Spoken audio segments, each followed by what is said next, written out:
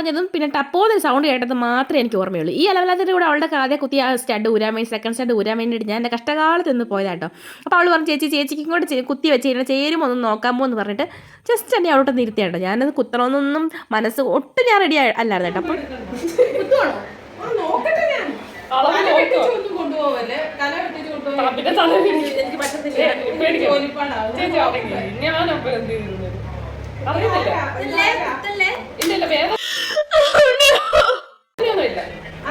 പ്രതീക്ഷിക്കാതിരിക്കലും ഒറ്റ കുത്തിട്ടുണ്ട് പറഞ്ഞിട്ട് പോയി കേട്ടോ. വേദനയൊന്നും ഇല്ലെന്നു ഞാൻ ചുമ്മാന്ന് പറയുന്നത്. അടുത്തിരുന്ന് ഫോണിൽ കളിച്ച ചേച്ചി വരെ ഞെട്ടിപ്പോയി കേട്ടോ. ഒന്ന് വച്ച് നോക്കാം, കൊള്ളാങ്കി കുത്താതെ മാത്രമാണ് അത്തിപ്പാറ അമ്മച്ചിയാണ് ഈ പാർലറുമാണ് എന്നോട് പറഞ്ഞത്. പക്ഷേ കഴിഞ്ഞ അനുമതി ഞങ്ങൾ അമ്മായിമ്മയും മരോളായിരുന്നു തോന്നുന്നു കേട്ടോ. അതേപോലെയാണ് ഈ നല്ലമ്മ എന്നോട് പെരുമാറിയത്. ഇഞ്ചക്ഷൻ എടുത്തിട്ട് നമ്മുടെ സർക്കാർ ആശുപത്രി നഴ്സുമാർ പോകുന്ന പോലെ ഇനി പൊക്കോ എന്ന് പറഞ്ഞ ഒറ്റ പോക്കായിരുന്നു കേട്ടോ. പോകുന്ന പോക്കിൽ അവർ പറയാണ് ഇത്രയ്ക്ക് വേദന ഒന്നും വരത്തില്ല, അതും ഈ പ്രായത്തിൽ നിന്ന്. പറഞ്ഞതിൽ കൂടുതലല്ലേ ഒരു കൊള്ളിച്ചാണോ പറഞ്ഞെനിക്ക് സംശയമുണ്ട് കേട്ടോ. ഒരുപാട് ഷോർക്കാതെ എണ്ണിച്ച് പോ തള്ളേ എന്നൊരു ധ്വനി ഉണ്ടോ എന്ന് എനിക്ക് തോന്നി. എന്തോ കലക്കി അതിലോട്ട് ഒഴിച്ചിട്ട് അവർ പറഞ്ഞ് ഒരു മരുന്നും കുറിച്ച് തന്നു കേട്ടോ.